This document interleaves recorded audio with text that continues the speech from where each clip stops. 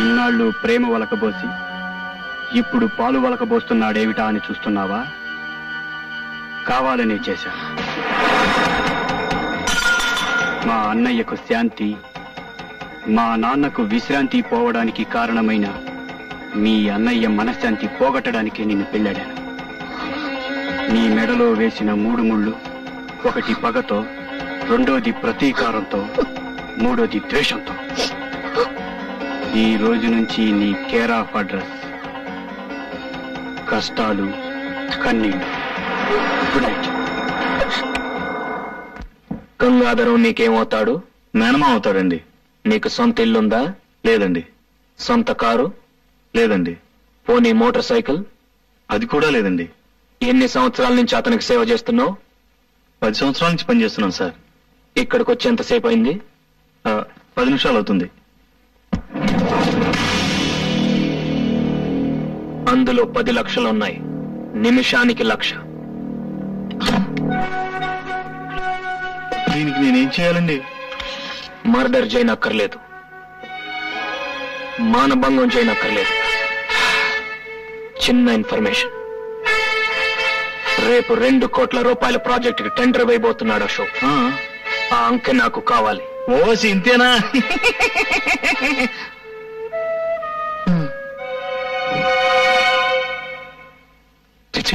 నిన్నటిదాకా పాలు పెరుగు అమ్ముకున్న రాజాగారు ఇవాళ మనతో పోటీ పడి గెలిచాడు. కిందేళ్ల నా అనుభవం, తెలివితేటలు బూడిదలో పోసిన పన్నీరు అయిపోయాయి. రేపటి నుంచి మార్కెట్లో ముఖం ఎలా చూపించాలో అర్థం కావట్లేదు. 2 కోట్ల కాంట్రాక్ట్ కొట్టేశాడు.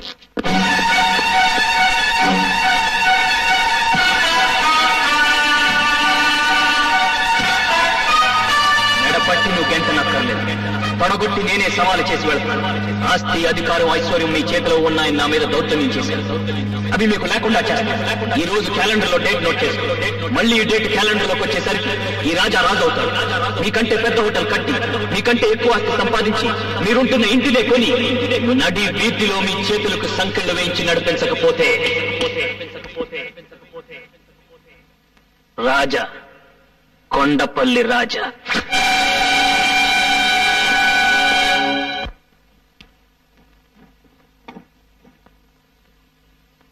ఏంటిది? అరటికాయ కూరండి. తీసుకెళ్లి మీ అన్నయ్య పెట్టు. పాలనుకునే బుద్ధులు ఎక్కడ పోతాయి? చిచ్చి.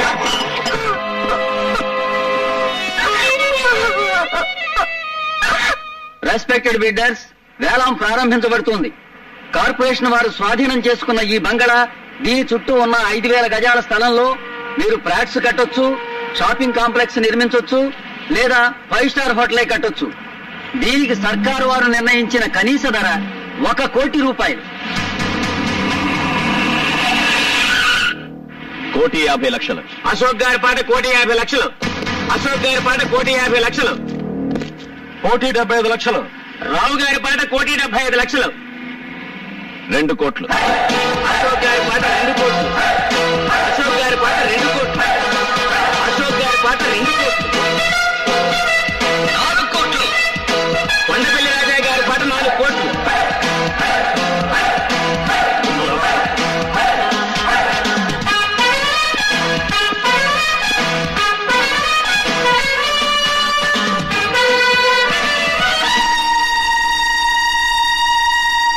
కొండపల్లి రాజా గారి పాట 4 కోట్ల రూపాయలు. 5 కోట్లు. అశోక్ గారి పాట 5 కోట్లు. అశోక్ గారి పాట 5 కోట్లు. 6 కోట్లు. రాజా గారి పాట 6 కోట్లు. 7 కోట్లు. అశోక్ గారి పాట 7 కోట్లు. అశోక్ గారి పాట 7 కోట్లు. 8 కోట్లు. రాజా గారి పాట 8 కోట్లు. రాజా గారి పాట 8 కోట్లు. ఈ స్థలానికి ఇంతకంటే రేటు పెట్టద్దు. రాజా గారి పాట 8 కోట్లు.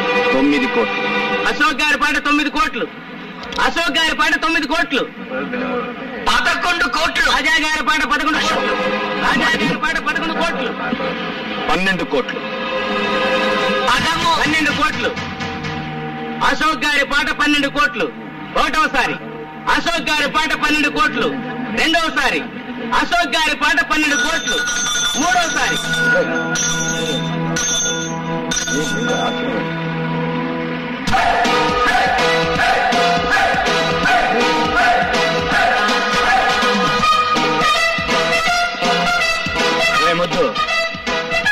పుణ్యాత్మ పుణ్యాత్ముల కోసం కట్టేది దేవాలయం, పాపాత్ముల కోసం కట్టేది శివాలయం. మేధావులు పొందేది పురస్కారం, మూర్ఖులు పొందేది తిరస్కారం. ఆవేశపరుడు తెచ్చుకునేది ముప్పు, ఆలోచన పరుడు తెచ్చుకునేది మెప్పు. 3 కోట్ల ఆస్తిని 12 కోట్లకు పాడినవాడు గెలిచినట్ట, ఓడినట్ట. ఇక్కడ జరిగింది వేలం పాట, కానీ కొనసాగింది ఈ రాజా వేట. బిల్డింగ్ కట్టడమే కాదురా, కోల్చడం కూడా తెలిసిన వాడిని. తీరవండి.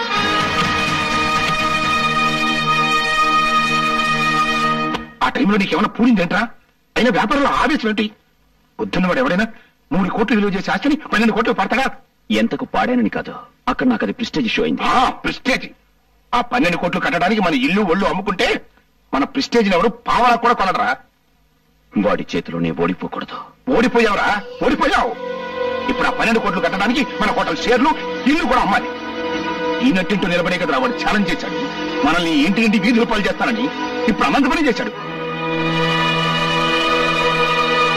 చాలా సంతోషం సార్. మీ రుణం ఈ జన్మలో తీర్చుకోలేను.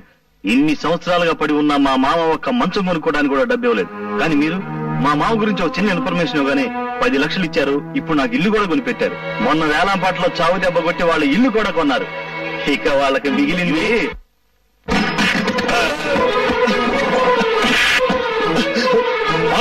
నన్ను ఎందుకు కొడుతున్నావు? తిన్నింటి వాసాలు లెక్క పెడతావరా?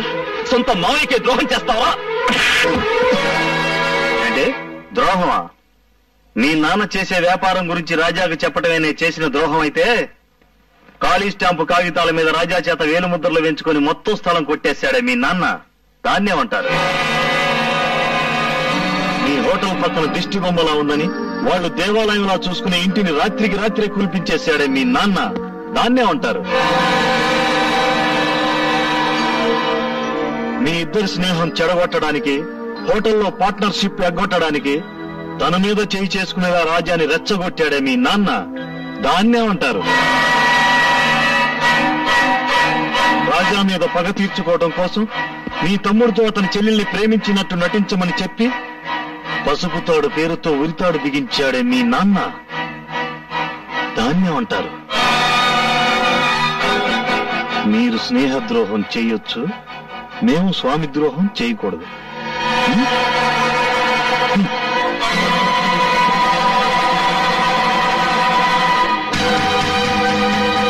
ఈ ఇంట్లో దొరకని ప్రేమని, వాత్సల్యాన్ని ఆ ఇంట్లో పొందుతాను వచ్చి ఆ ఇంటినే కూల్పించేశాడు, ఆ ఇంటినే కూల్పించేశాడు, ఆ ఇంటినే కూల్పించేశాడు, ఆ ఇంటినే కూల్పించేశాడు. వదిరా అయిపోయాడు అశోక్ గాడు. వేలం పాటలో వాటిని అందరూ కొనేశాడు. ఇవిగో కాగితాలు. అంటే అశోక్ చేత ఇల్లు ఖాళీ చేస్తారా? ఖాళీ చేయించడమే కాదు, రోడ్డు మీద నడిచేయింగ్స్, అసిస్టింగ్స్. రోడ్డు మీద నడిపించడం దానికి ఆ రోడ్డు మీద చంపి రమ్మను, అందరూ సంతోషి.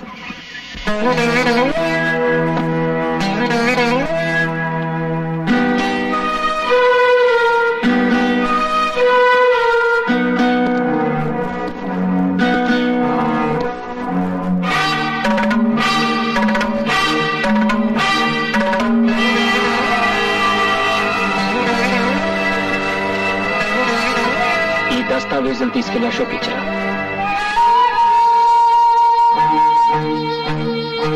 నీ మాటలకు బాధపడో భయపడో చేస్తున్న పని కాదమ్మా ఇది.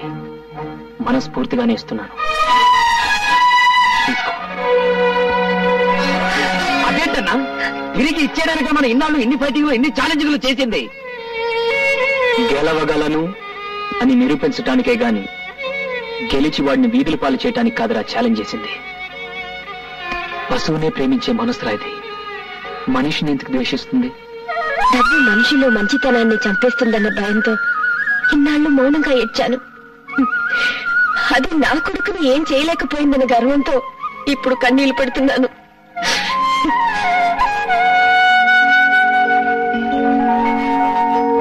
మీరు నాకు అర్థం కావడం లేదు.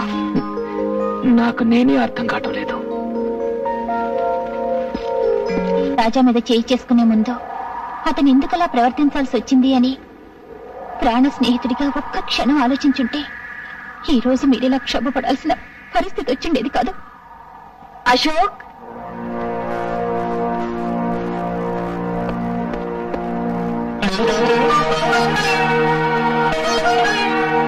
ఏమండి, నేను మిమ్మల్ని అమ్మ అని పిలవచ్చా?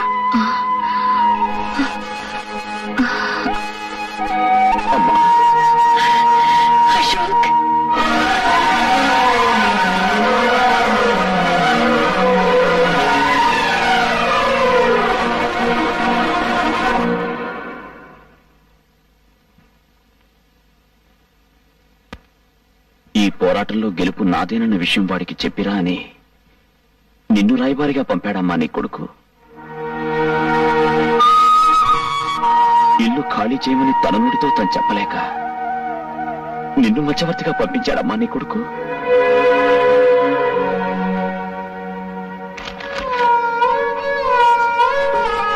నీ ఇంటి కాగితాలు నీకిచ్చి రమ్మని చెప్పి ఈ తల్లిని పంపించాడు బాబు నా కొడుకు.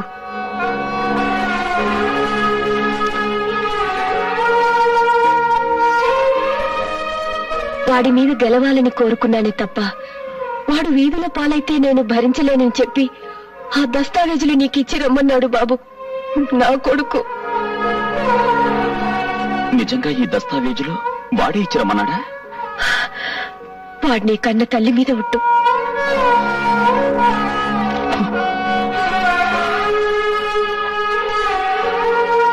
మేం పేదవాళ్ళం బాబు, మాకు ప్రేమించడం తప్ప ద్వేషించడం తెలియదు. చాలమ్మా చాలు. రాజా చేత తెల్ల కాగితాల మీద వేరే ముద్రలు పెట్టించుకున్న విషయం నిన్నటిదాకా నాకు తెలియదంటే నువ్వు నమ్ముతావా? నీ ఇల్లు మానాన్నే పడగొట్టించాడన్న విషయం నిన్నటిదాకా నాకు తెలియదంటే నువ్వు నమ్ముతావా? ఈ విషయం తెలిసిన క్షణం నుంచి నేనెంత కుమిలిపోతున్నాను. రాజా పట్ల నేను చేసిన తప్పును తెలుసుకుని ఎంత నరకం అనుభవిస్తున్నానో ఆ భగవంతుడికే తెలుసు. అమ్మా, తల్లి లేని నేను ఈ తల్లి మీద ప్రమాణం చేసి చెప్తున్నాను, నేను చెప్పేది నిజమమ్మా. నన్ను నమ్మానని ఒక్క మాటనమ్మా. బిడ్డ మాట తల్లి ఎందుకు నమ్మదు బాబు? నా అశోక్ గురించి నాకు బాగా తెలుసు. నేను వెంటనే వెళ్లి జరిగిందంతా రాజాకి చెప్తాను. వాడికి ఇంతకు మించిన శుభవార్త ఇంకే ఉంటుంది బాబు. వస్తానమ్మా. అలాగేనమ్మా.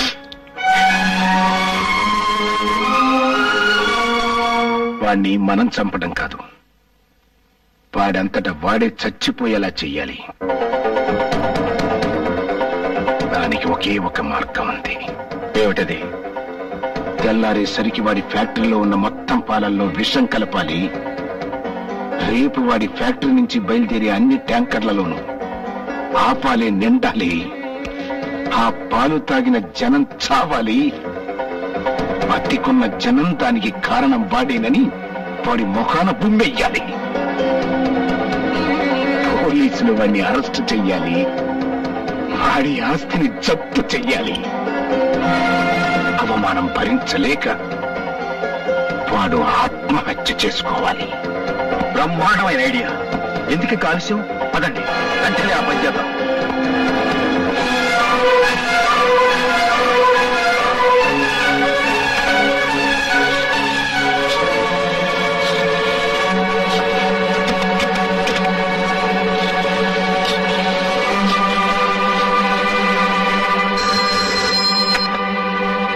హలో, నేను కమలా మాట్లాడుతున్నాను.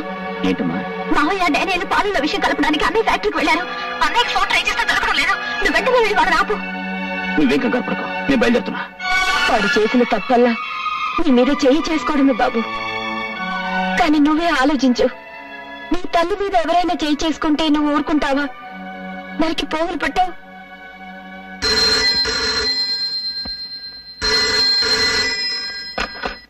హలో వదినా, నేను కమలా మాట్లాడుతున్నాను. అన్నయ్య ఉన్నాడా? ఏమి మీ అన్నయ్యని ఆదుకోవాలని ప్రయత్నమా? హలో హలో హలో, మన కమలండి. కమల, అన్నయ్య అన్నది తర్వాత మాట్లాడడం లేదు. ఇవి అరుపులు కూడా వినిపిస్తున్నాయి. హలో, నిన్న భగవంతుడు కూడా కాపాడలేడే.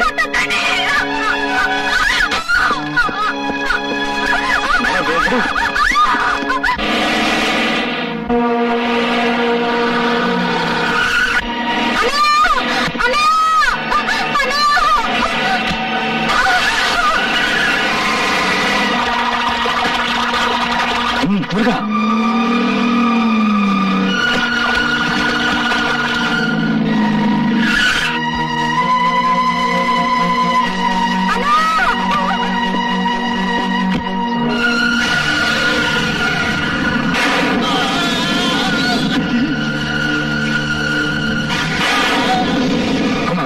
త్వరగా వెళ్ళండి.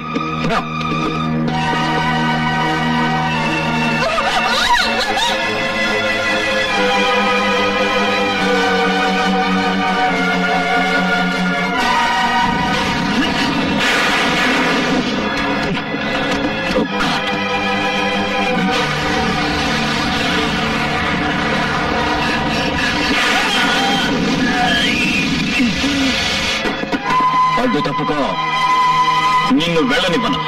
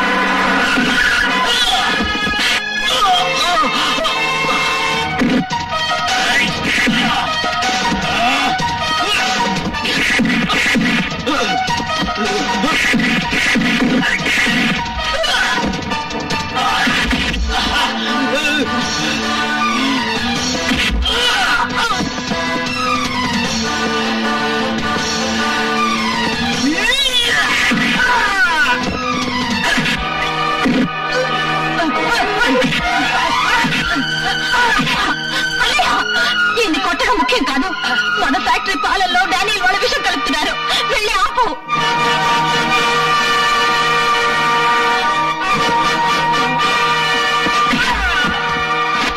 మళ్ళీ నా చెల్లెల కంట్లో కన్నీరు చూశాను, నీ ఒంట్లో ఒక్క చుక్క రక్తం కూడా మిగలదు.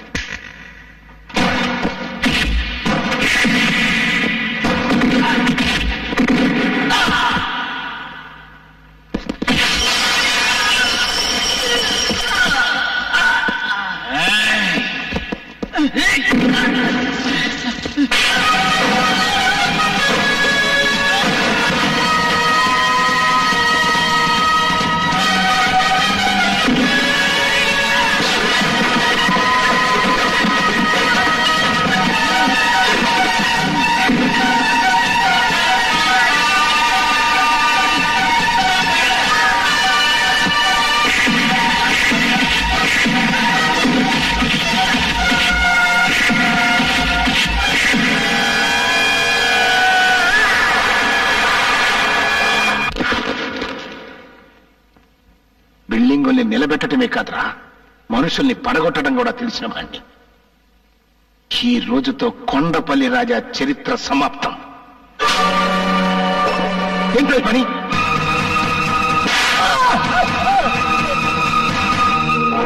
మీదే చేయి చేసుకుంటావా? నీకేమన్నా దెయ్యం పట్టిందా? దెయ్యం పట్టడం కాదు, దెయ్యం వదిలింది. ఈ దెబ్బ నిన్ను ఆ రోజే కొట్టుంటే ఇన్ని అనర్థాలు జరుగుంటేవి కావు.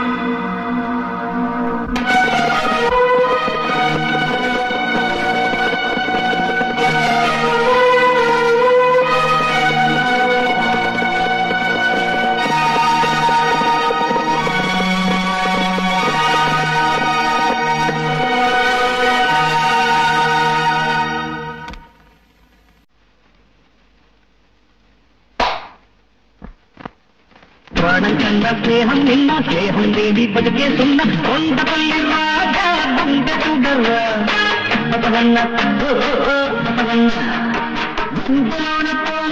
ప్రేమనిదిరా వినరన్న పదవన్న అటువంటి మనిషికి అల్లుతూ మనసుందని అది తెలుసు. రాజే రాజు అయినా మాయ మర్మం లేదు.